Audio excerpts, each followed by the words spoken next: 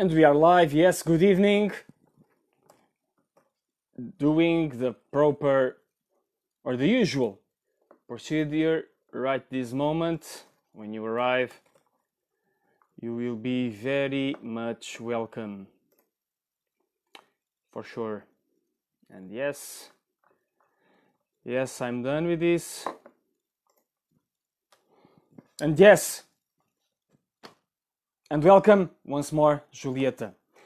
Good evening. We will talk about truth blossoming today, and for sure, I will believe that this perspective is very much needed these days. The days we are living, days in which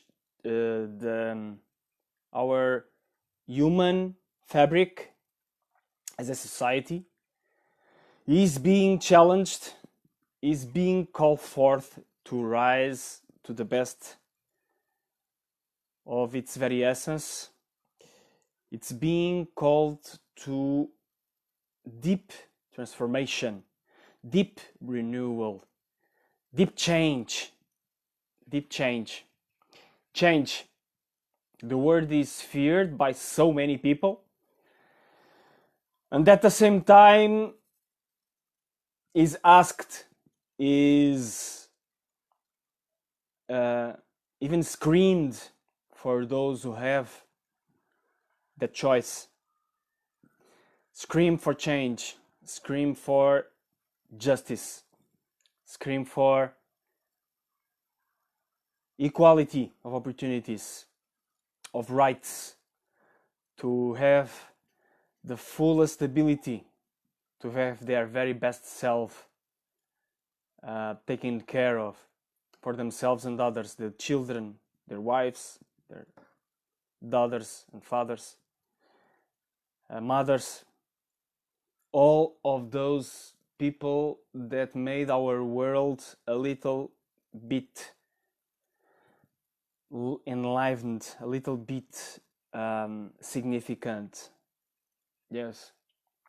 And even for some, even calling forth the very best of humanity for the sake of all there is, for the sake of every single life expression on this earth, to have the opportunity to really live to the very best of its ability to do so.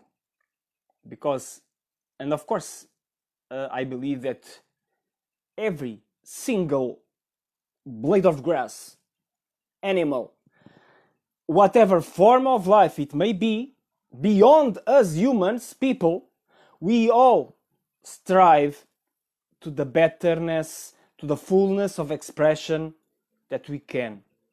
That's my take. Of course, it's not mine as such. This is an universal idea expressed ages and ages and eons ago in several different contexts from several different persons. None of those persons even considered the impossibility of that being real. They all said it is a reality, will be real. It is a matter of time. And of course, I'm thinking about people like Buddha, like Jesus Christ, like Muhammad, like many other people with consciousness, some including living persons this day, Eckhart Tolle, many others. Not so many as such, but several others that really see the better side of our nature and the better side of all there is. If you want to, like myself, believe that really the better side of everything is the loving side, is the side of more awareness, more perception, more understanding. And aren't those very much in need these days? Oh, for sure, they are so much in need. They are needed like water in the desert, because that's what they are. That's what they are, my friends. That's what they are. They are watering the desert of today's rightfulness, of today's dogma, of today's hatred, of today's fear. The deepest dimension of all of those denials of the betterness of human nature and of the nature of everything is the fear. Because if we do so, what can happen? It will be madness. What will happen if we suddenly start loving one another? Really, for real. What will happen if we stop demonizing others, no matter what type of role they may have in society? What may happen if we start to see other people that misbehave in our eyes or that put in jeopardize our own way of seeing the world? What can happen if we start seeing them with the eyes of love? What can happen? And yes, the human beast, so to speak, is deeply frightened by uncertainty. Deeply frightened by uncertainty.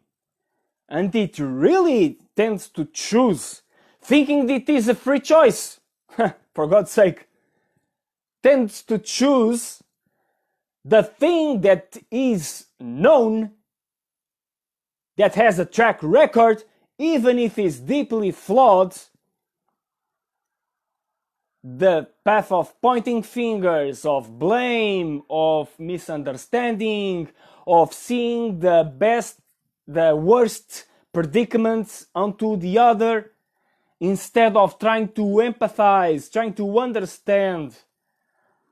And we all, including me, we all can fall into that trap. But we must avoid that trap with every ounce of our ability, and we must take chances. And yes, this is like a manifesto today. Maybe I will bring some ancient science onto it. I will get there. Yes, not only flux, we will have some remarks around science here. Yes, ancient science. That's my favorite type of science here. And really, we need to really re-engage and reconnect with dimensions that many of us can't even fathom, can't even acknowledge, because they are out of our experience as such.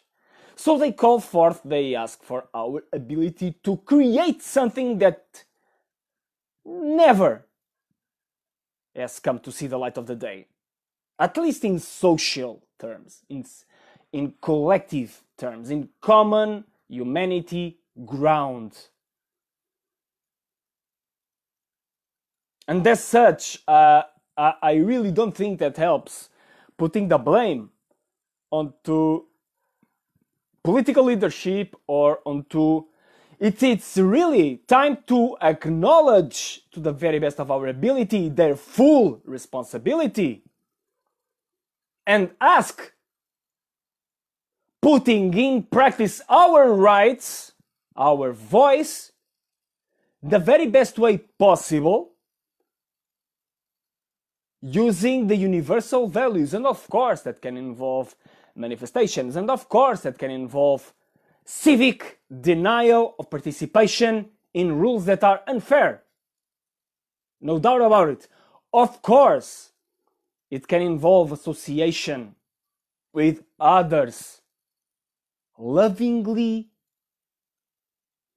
grounded. Of course, it can put us in tough spots, making our own rights, having a stand. Yes. And of course, that can arouse our compassion for those who are feeling hatred, for those who are expressing hatred, for those who are destroying, for those who are... That doesn't imply sympathy. We must learn how to make the distinction very clearly and ever more masterfully between empathy and sympathy. Empathy is seeing the other side to the very best of our ability understand its motivations, its cause and effect relationships that bound the choices that are being made. That's empathy. Sympathy is taking the stance as the other, or feeling drawn to a certain type of position. That's sympathy. At least that's one of the definition of sympathy, and the former, that's one of the definition of empathy. But in the deepest sense of it, empathy is really understanding, is more of an intellectual as much as emotional way of seeing and engaging with the world. And sympathy really is more a matter of the heart, in my understanding, the way I see it, although they can reverse roles. You can start to try to empathize using your heart and then finishing with your brain. And you can start sympathy with your brain and finishing with your heart. And this is just an heuristic that I can offer to you. Try it by yourself. See if it happens that way. Check it in your own experience. This is not meant to be dogma. This is meant to be tested if you feel the keen, if you feel the drive to do it, if you feel a spark. When you receive any idea, no matter mine idea or whatever idea it may be, if you feel a certain spark, if it's up to you to access the value of that spark. What is being triggered? Is it the best of your nature that is being triggered or not? If so, if not, what will happen? What do you want to do? And likewise, in the other side, what will we do with the triggers that are being set and activated within us? And of course, this applies to all reality. Anyway, just a preamble, because we are living times of turmoil with the death of Mr. George Floyd, and we are being called forth to acknowledge our own expressions of injustice, of racism, of unrest, of violence, of not hearing one another, not having our own voice, shining forth, or sounding forth, better said, and many other dimensions, like class differences, money differences, equality or inequality of opportunities issues, privileges issues. Yes, what are those privileges? Well, for sure, I'm at global terms, I'm speaking from a stance of privilege, because I'm a white man living still in the beginning of the 20th century in a Western society. No matter what type of hardship I may have in my life, I have a roof under my head, I have food, I have shelter. Like I've said, I have access to information, and I have a certain degree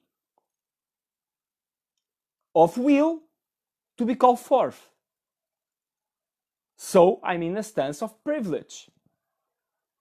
100 years ago, women can't vote.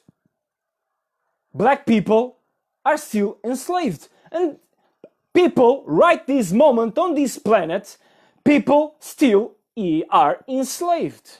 In very direct and blunt manner, not as a matter of speech. There is human trafficking, sex exploitation, child abuse. Businesses, organizations built onto those levels of untruthfulness of the human expression, the way I see those. So of course, we don't live in the la la land. There are very dark stuff happening. But the lighter stuff is getting its ground ever more since the moment we acknowledge it, since the moment we see it taking place. Don't you agree with this? I really would like to see your comments, and not just yours, Julieta. Please feel free, my friend, to put your comment, to make your remark, or just to say hi. I would love to see that. The thing here is that we have our right, we have our ability to have a voice, and just beyond the ranting side of it, or just beyond the release of the tension. Yes, and we can all feel it. We can have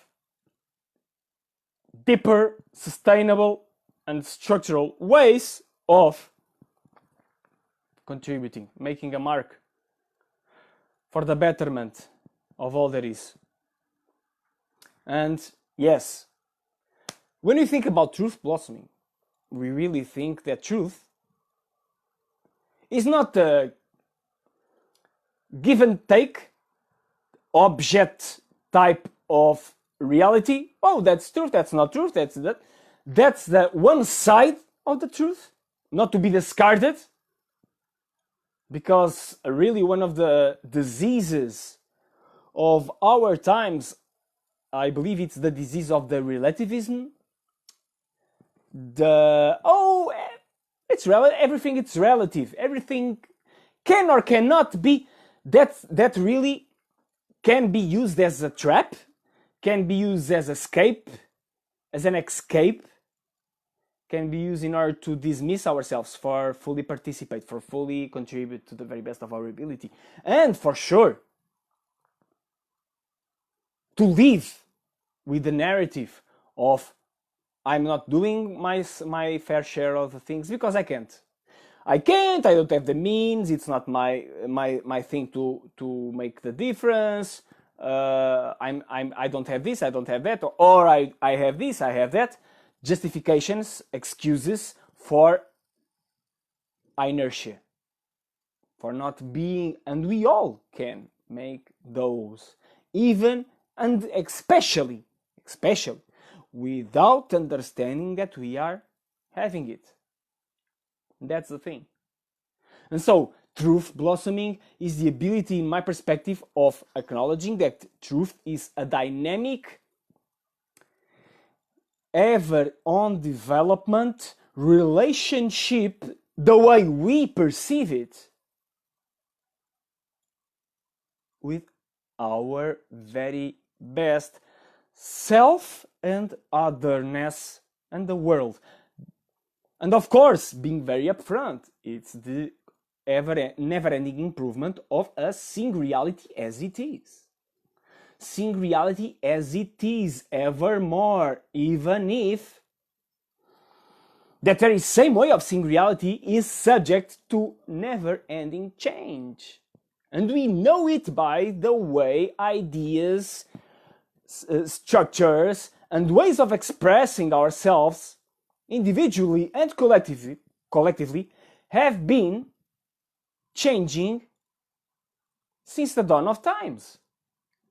We're seeing by historical trends, technological trends, society, political ideas, science, evidence taken as truth or untruth, taken as valid or dismissed. We know it, we see it. There are so many things that seem completely obnoxious one time, and they are taken as deep truth in another time. In the 50s, past century, 20th century, smoking was, in the public eyes, an act of freedom. I believe it was a nephew from Mr. Sigmund Freud, and I can't recall his name right now, but he was one of the fathers of publicity, public relations concept back in the 50s, last century. And he made a series of ads and of publicity messages going mainstream, defending that lighting a cigarette was like lighting a torch for the truth. Yes, that's the metaphor.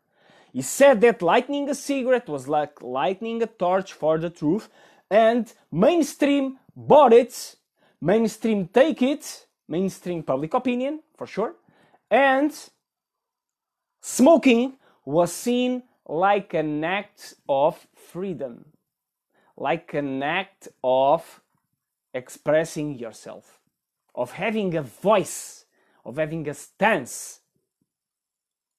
And of course, the trend began earlier, because we can think that decades before it, smoking was seen like an act of elitism from the people who have taken him.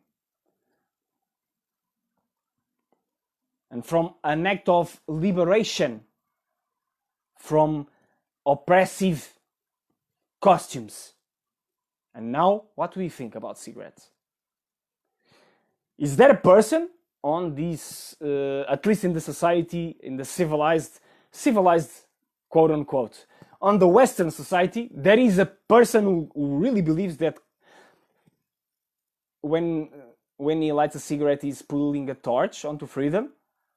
We can have several different rationalizations around lighting a cigarette, like making it in order to socialize, making it in order to have a release moment, whatever that narrative may be, but not defending freedom as a human aspiration. Can you believe it? Yes, but it was real. So, today, things we take for granted, and we must have the same type of compassion, thinking about why don't have the same type of compassion, thinking about persons who are in positions of power and that were there for the better of or for the worse, using the system that we as a society still have and keep in place, without, and that's the remark that I want to stress here, without making an alternative proposal, without reflecting or studying or acknowledging alternative solutions that are already in place, that can change for the better, or at least have the chance of making so, what is already happening, that it's not bound to continue, that doesn't fit us anymore, that are meant to go. Those expressions. Yes. In the ancient philosophy, wisdom, truth, especially in the so-called spiritual or initiatic science, truth is seen like an unattainable by direct means virtue. So, truth is seen like the result of coupling wisdom and love. That's how truth is seen. Wisdom, and you can think it in very simple terms, like a sort of equation. Wisdom plus love equals truth. And that you need necessarily to activate this equation in order to get truth. Of course, this is some sort of a reductive type of expression, putting this into an equation, but it really amounts to this simple way of seeing things, that if we don't have love in considering any type of reality, and we really will not have truth, even if we have wisdom. Yes, And of course, you can think you have wisdom, you can think you have some type of knowledge, you can think you have some type of worldview, of mental framing of things, but if you don't have love, so love and wisdom are the path to truth. So, no matter what type of situation we may find or we may consider, if we want to have truth, ancient science says we must have wisdom and love. And of course, what happens if we have those and if we some sort of twisting it?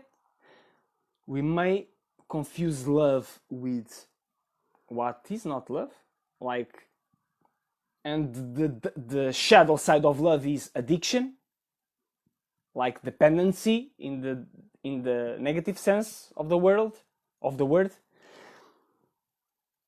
And if we don't have wisdom, what do we have? We have dogma. In another dimension, the shadow dimension of wisdom, like dogma. And what the shadow, at least the shadow dimension and a level below, truth, in terms of its functionality into a certain type of context, situation, and activation, is, in my perspective, righteousness, presumption. Saying that things like, I already know it. Oh, I already know that. I know it. Oh, it's ancient science formula. Truth plus love plus wisdom equals truth. Oh, I know it. I get it. It's okay. Turning the mirror to myself. Or, of course, saying, you don't... Did you leave that and that and that and that? No, you don't know what you're talking about. You don't know. You are wrong and I am right. Your opinion is wrong. Mine is right. This type of behavior. Because I'm not a woman, I'm not black, I'm not this, I'm not that, I'm not poor, you don't know if I'm not. If I'm not this, I'm not that. That I'm not a woman, you can check that I'm not. That I'm not black, you can also check that I'm not. But then you start to make assumptions around things you don't know.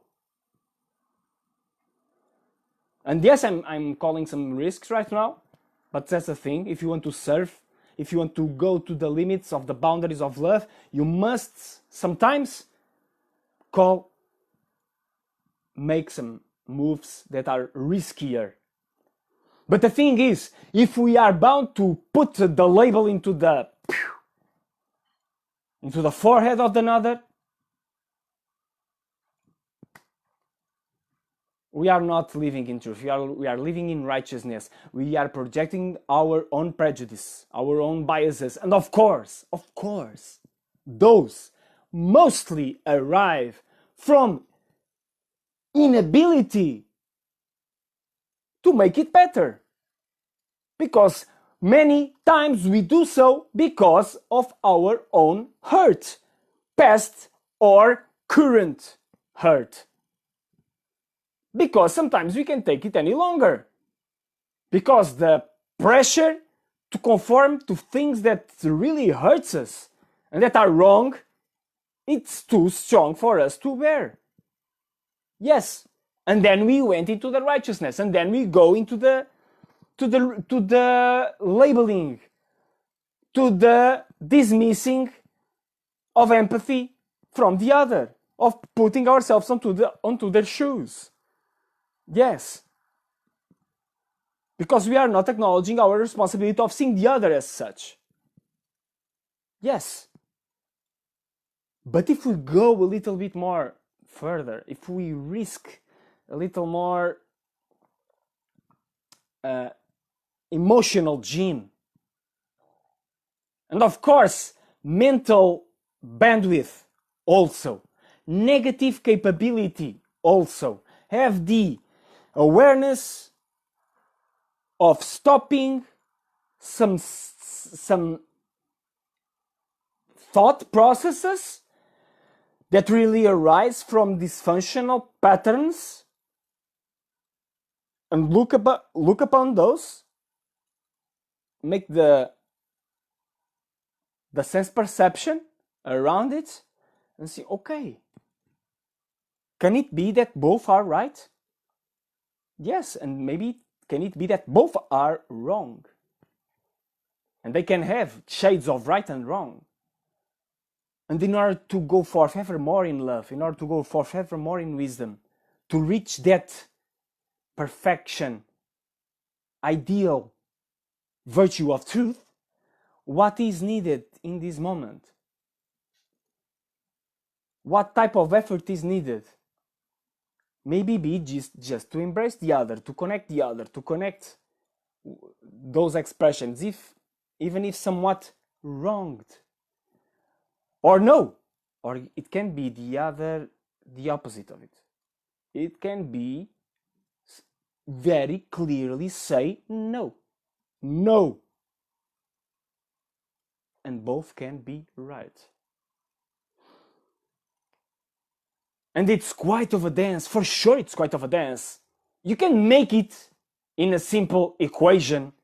That's the paradox of it all, for sure. Because those universal virtues are so broad, yes, and so deep in their implications, that you can have a rule in your pocket,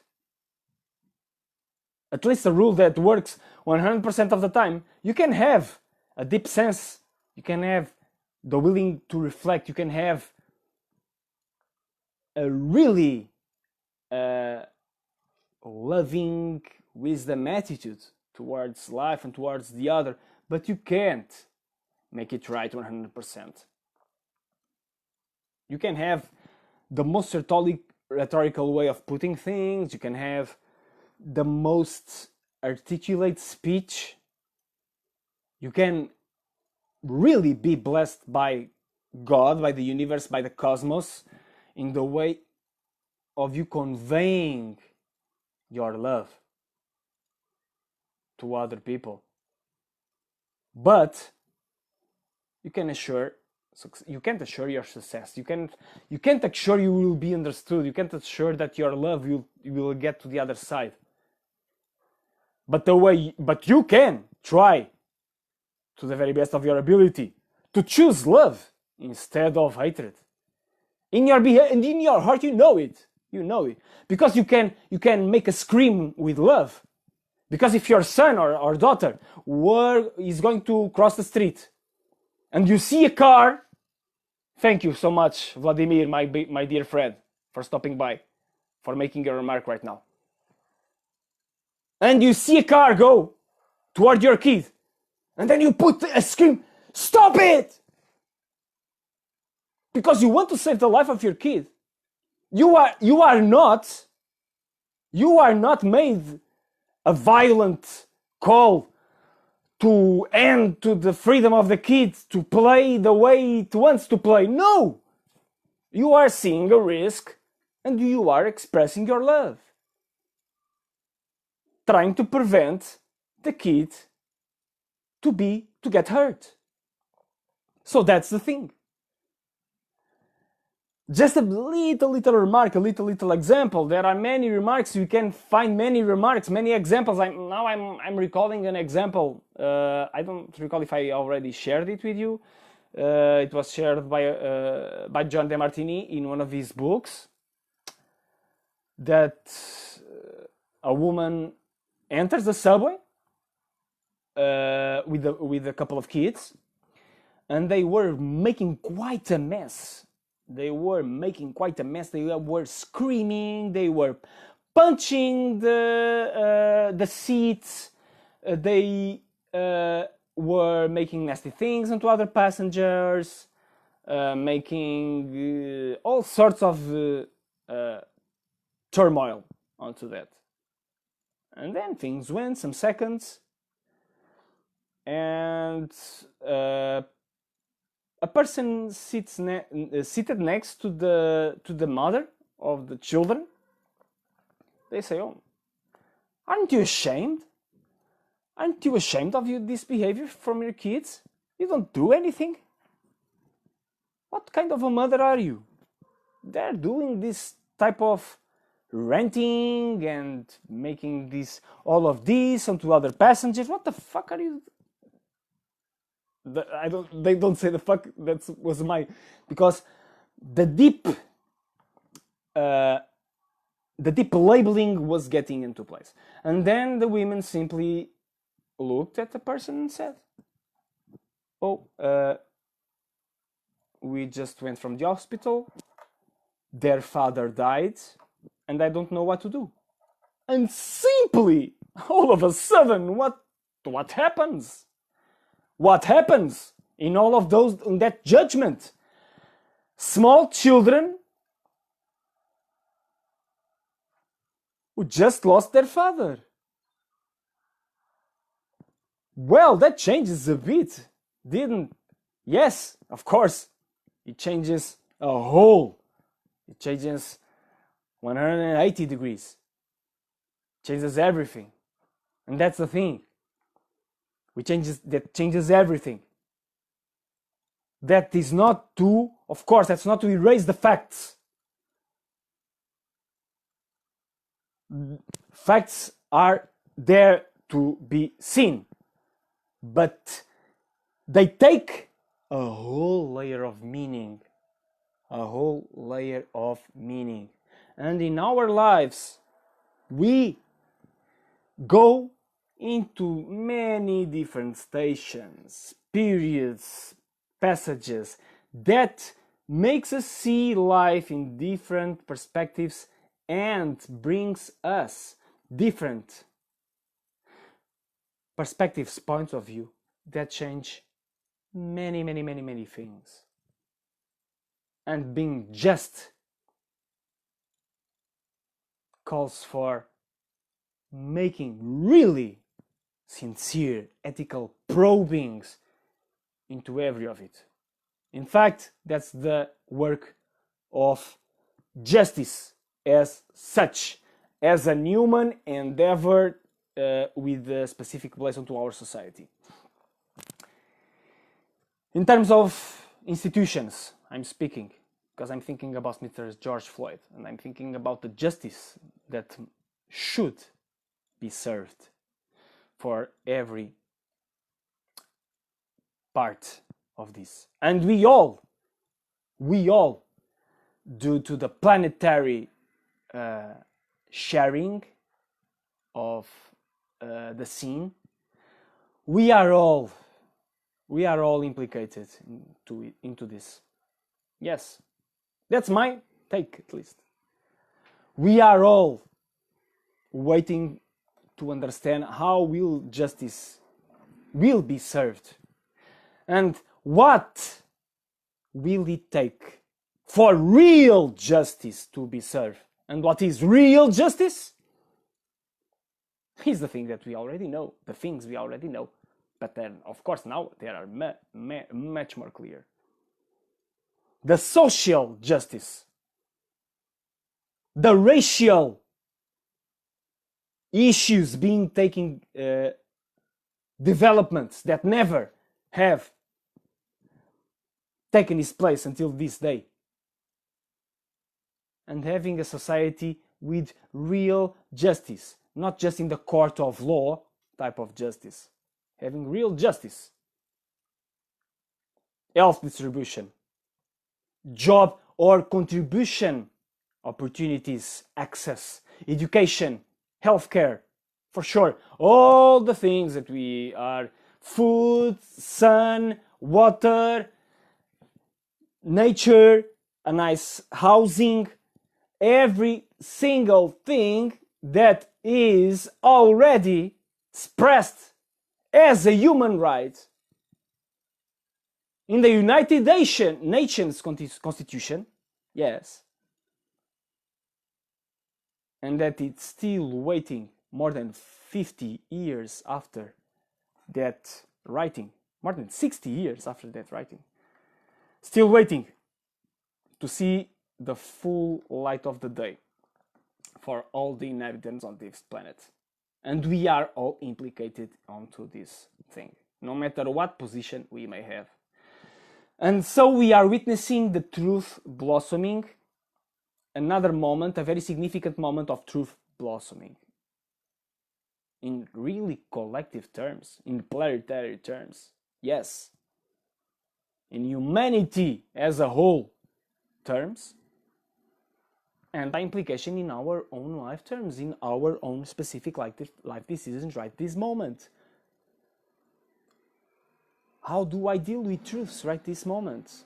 This COVID-19 period, in these weeks that we already have, what lessons did I learn about what I really cherish in my life? And that's quite a theme. Those of you who follow astrology can recall or acknowledge that we are having an ephemeris right these moments with perfect conjunction between Sun and Venus in Gemini, degree 13, for those who want to check. Or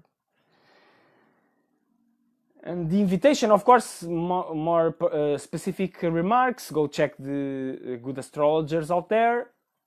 But one of the things you can check is the positioning in your own natal chart by house.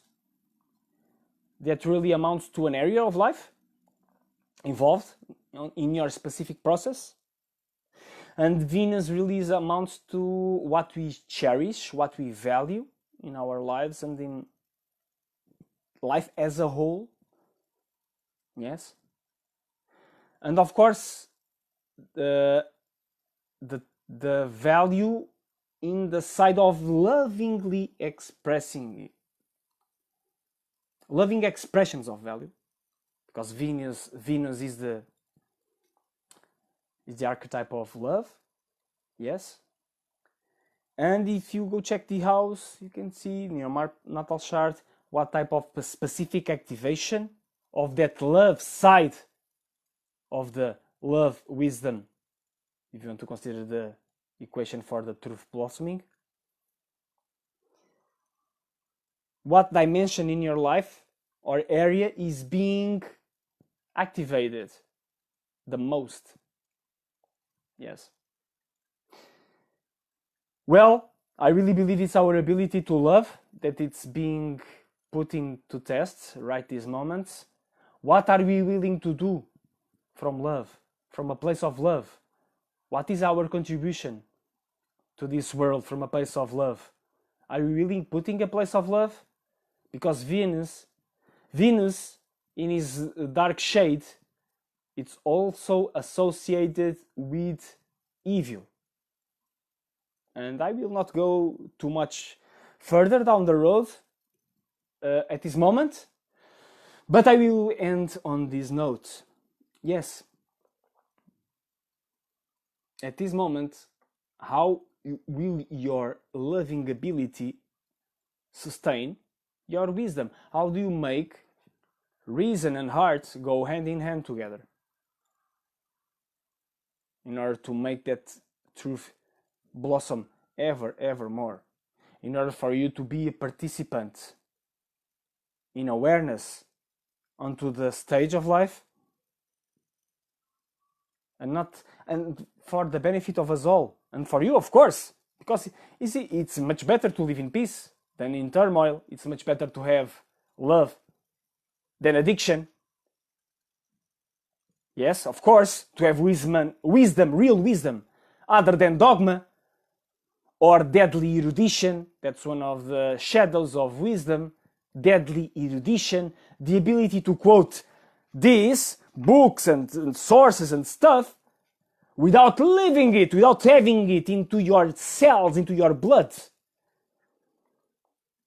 And how do we have it into our cells, into our blood? Making choices that bring those into life from a place of love. That really is the place for peace, the place for deep connection, the place for sure, I will repeat it again, for presence present awareness that really considers life beyond cognition, and we reserve our fair share of space, of energy, of time, of attention, in order for that to blossom and to propel us into that realm of what is the greatest of human virtues. Those trifecta of the human virtues: love, wisdom, truth. Those are the big three. And we can put many others, for sure. Liberty, will, enlightened will, creativity, and really living for all, living for everything that there is. That's my ideal, at least, and I will share it with you anyway. So, my dear friends, for now, I'm done for today. Thank you so much for stopping by. Tomorrow we'll talk about purpose building mastery. Purpose building mastery is the theme. How will we get the building mastery that our society needs us to have? That's the risk I'm going to take tomorrow. It's quite of a challenge, of course. I've been searching, I've been working several years in order to get that. And now I'm going to risk whatever the universe finds appropriate for me to risk in the live transmission of tomorrow. So, have a nice evening, take good care of yourself, see you tomorrow, bye bye.